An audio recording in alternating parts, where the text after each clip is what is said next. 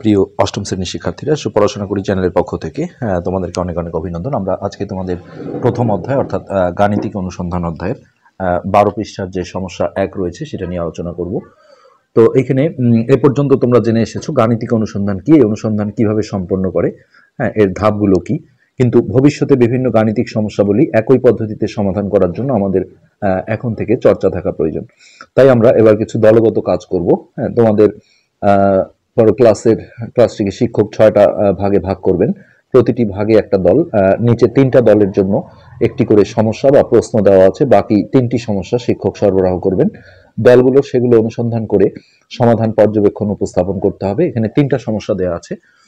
কোন দলের ভাগে কোন সমস্যাটি পড়বে তা শিক্ষকের নির্দেশনায় লটারি করে নির্ধারণ করা হবে। উপস্থাপনের ক্ষেত্রে পোস্টার কাগজ ব্যবহার করলে ভালো। যদি না পারো তবে শিক্ষকের পরামর্শে গাণিতিক অনুসন্ধানের ধাপ অনুসারে তোমাদের পর্যবেক্ষণ ব্যাখ্যা করবে। তোমাদের জন্য 3টি সমস্যা দেওয়া হলো। শিক্ষকের সহায়তায় তোমরা আরো 2 বা 3টি অনুসন্ধানের সমস্যা তৈরি করবে এবং এই অভিজ্ঞতার সঙ্গে সংযুক্ত রাখবে।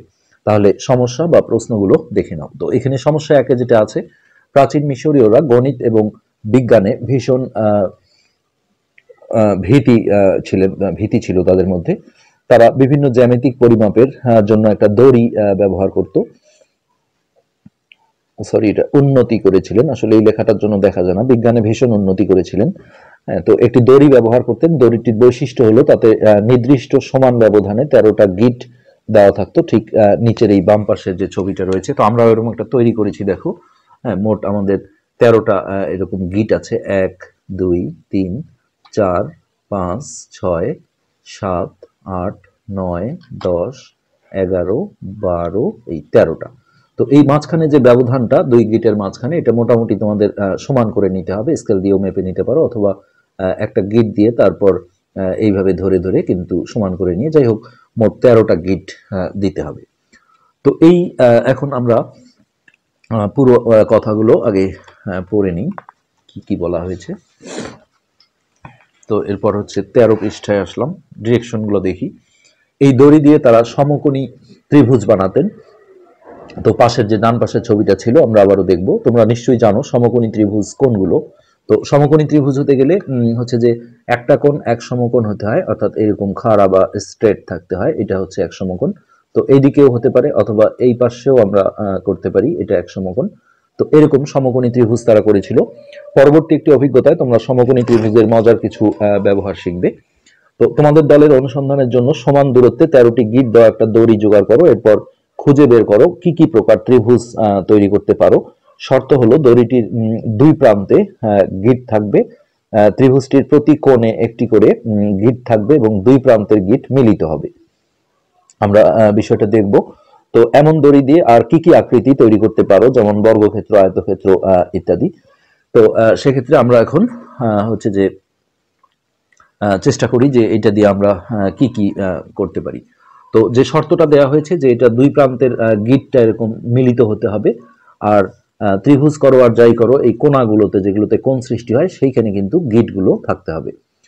তো দেখো এখানে আমাদের যে সমকোণী ত্রিভুজটা দেওয়া ছিল, এই ছবিতে যে সমকোণী ত্রিভুজ ছিল, তো একটা জিনিস এখানে খেয়াল করো যে 13টা গিট থাকলেও এই মাঝখানের যে ডিস্টেন্স গুলো, এটা যদি আমি 1 সেন্টিমিটার বা 2 সেন্টিমিটার যেটাই নেই, ধরো 1 করে নিলাম, তাহলে এটা 1, তারপরে 2, 12টা আছে, 3 4 5 6 6 এই হলো 7 8 9 10 11 12 গিট আছে 13টা, কিন্তু এই দূরত্বগুলো কিন্তু 12টা আছে। তো সেক্ষেত্রে এই সমকোণী ত্রিভুজটা আঁকতে গেলে আমরা এই দড়ি দিয়ে যদি করতে যাই, এই কোণাগুলো দেখো, কোণগুলোতে দেখো গিট আছে, আর এই 2 প্রান্তের গিটটা কিন্তু একখানে মিলিত করতে হবে, 2 প্রান্তটা। তো সেক্ষেত্রে সমকোণী ত্রিভুজের মজার বৈশিষ্ট্য আছে, যেটা বলা হয়েছে যে পরে পাবো, আমরা এখানে বলছি না। এখানে এই অতিভুজটা সবসময় কিন্তু বড় হয়, সমকোণের বিপরীত বাহুটাকে বলা হয় অতিভুজ। তো এখানে দেখো 1 2 3, এইদিকে আমরা যদি এরকম যে 1 2 3 তিনটা মাপ যদি এইদিকে রাখি, যে 1 2 3, তো এইটা, আর এইদিকে 1 2 3 4 চারটা পরিমাপ আমরা এইদিকে রাখলাম, আর 1 1 2 3 এই কোণাটা হচ্ছে গিটটা এই কোণে থাকতে হবে। এদিকে আছে 1 2 3 4, 1 2 3 4। ক্যামেরা হয়তো দেখানো একটু কঠিন হবে এইটা।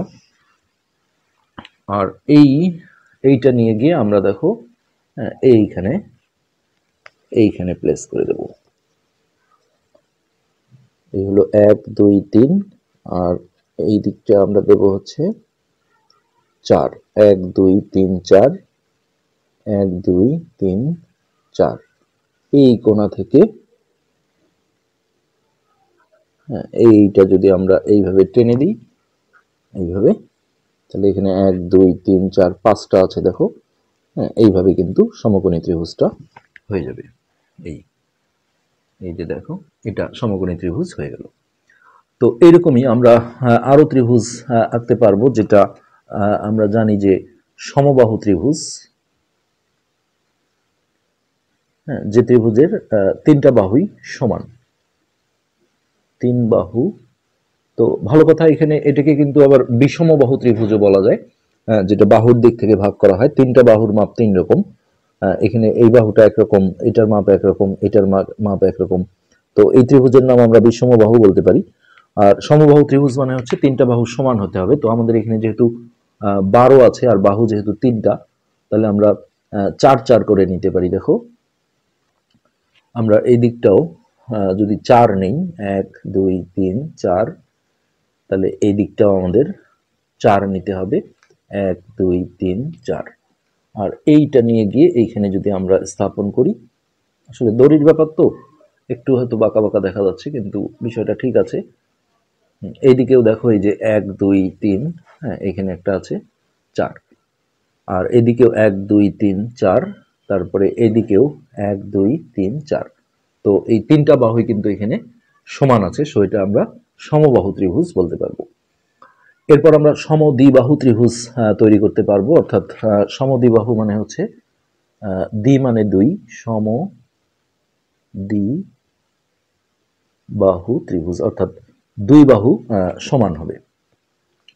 তো সেই 2 বাহু সমান হলে দেখো, আমরা যদি এমন করি যে আমাদের যেহেতু 12 ছিল, তো আমরা 4 4 8, উপরের দিকে 4 নিচের দিকে 4, আর এইদিকে আর এইদিকে 4 করে দিয়ে নিচে জাস্ট 2টা রাখবো, যে 1 2।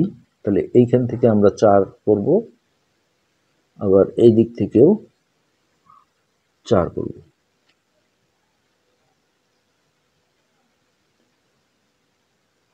এই যে দেখো, এইটা হচ্ছে আমাদের নিচের বাহুটা, এই যে 1 2, আর এইদিকে হচ্ছে 1 2 3, সরি 5টা করি, এদিকে 5টা আছে। এই যে 1 2 3 4, আর এখানে একটা 5টা, আর এদিকেও আমাদের 5টা আছে, 1 2, এই মাপগুলো 3 4 5। তো এটাকে আমরা কিন্তু সমদ্বিবাহু ত্রিভুজ বলতে পারবো। এই উপরের বাহু দুটো সমান আর নিচের বাহুটা অসমান। আসলে দড়ি দিয়ে আনাটা একটু সমস্যা হচ্ছে। তো এইভাবেই আমরা হচ্ছে যে চতুর্ভুজের ক্ষেত্রে দেখো আয়ত করতে পারবো। হ্যাঁ, আয়তের হচ্ছে এরকম বিপরীত বাহুগুলো সমান হবে, অর্থাৎ এই বাহুটা আর এই বাহুটা সমান, আর এটা আর এটা সমান। হ্যাঁ, আর এই বাহুগুলো খাড়া খাড়া থাকবে, যেহেতু সমকোণ হতে হয় আয়তের প্রত্যেকটি কোণ। তো সেক্ষেত্রে আমরা এদিকে 4টা, এদিকে 4টা, 4 4 8, আর এদিকে 2টা 2টা করে যদি দেই, হ্যাঁ, তাহলে কিন্তু আমরা আয়ত তৈরি করতে পারবো। দেখো 1 2 3 4, আর এই দিকটা আমরা 2টা দিই, 1 2 3 4। এই কোণাগুলায় গ্রিড থাকতে হবে। তারপর এখান থেকে আমরা 2টো দেব, 1 2, এইটা ভাঁজ করে নিয়ে আবারও এইদিকে দেব।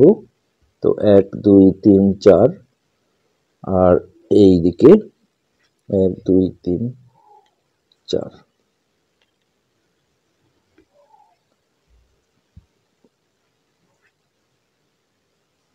এইভাবে মোটামুটি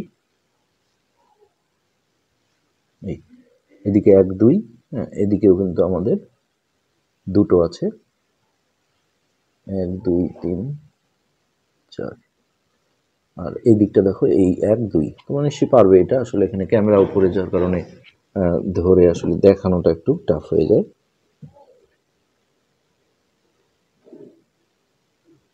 এইভাবে মোটামুটি। তো এইটা হচ্ছে আমাদের আয়ত।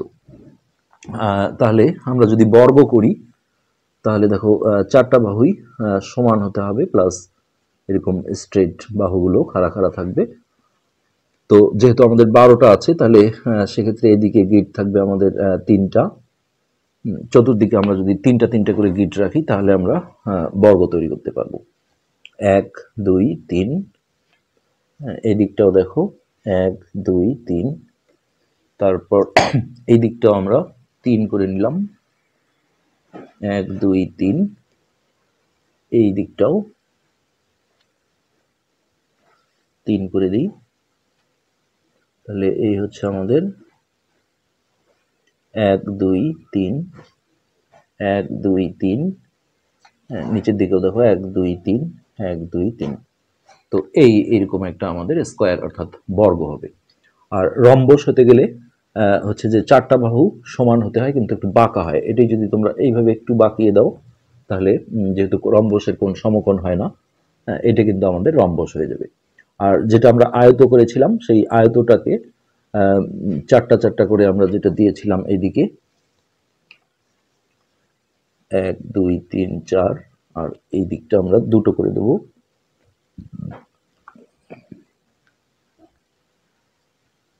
1 2 3 4, আর এই দিকটা হচ্ছে 1 2। তো এইটা হচ্ছে আমাদের আয়ত। আর এটা যখন একটু বাঁকা করে দেবে তখনই কিন্তু এটা সামান্তরিক হয়ে যাবে। সামান্তরিকের যেহেতু কোনো কোণই সমকোণ নয়।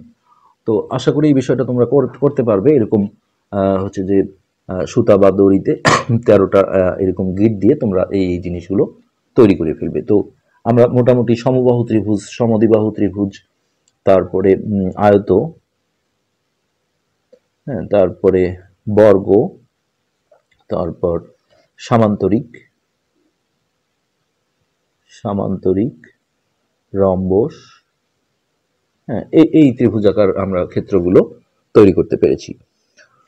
তো এই বিষয়টাই, হ্যাঁ, আমরা যদি আরো একবার দেখি যে আমরা আসলে এটা একটু লুজ, নড়াচড়া করার জন্য হয় না, তোমরা একটু শক্ত দড়ি নিয়ে যদি করো তাহলে হবে।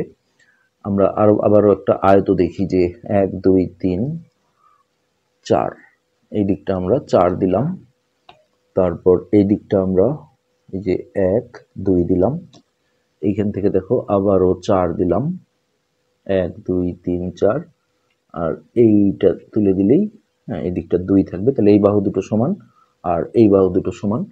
তো এটা হচ্ছে যে আমাদের একটা আয়তক্ষেত্র হয়ে গেল, এটা সোজা স্ট্রেট করে দিলে। আর যখনই এটা একটু বাঁকা করে দেবে এরকম বাহুগুলো তখনই এটা সামান্তরিক হয়ে যাবে। আশা করি এই বিষয়টা বুঝতে পেরেছো। আজকে এই পর্যন্তই, ধন্যবাদ।